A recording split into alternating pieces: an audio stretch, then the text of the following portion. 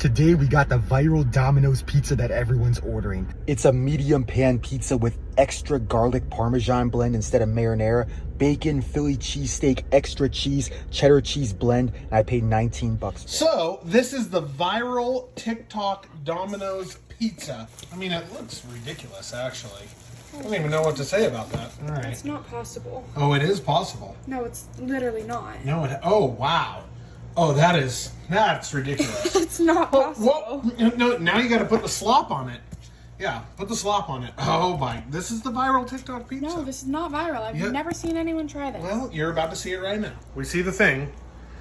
I'm eating it with a fork because...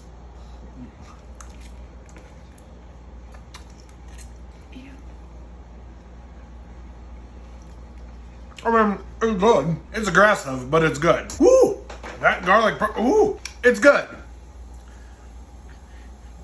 But it's aggressive. Nasty. That's not nasty. What are you talking about? That's awesome.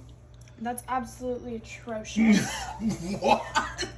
The only thing I would change is I wouldn't put the extra sauce. Just normal sauce. Decent. Pretty good. 6.5 out of 10.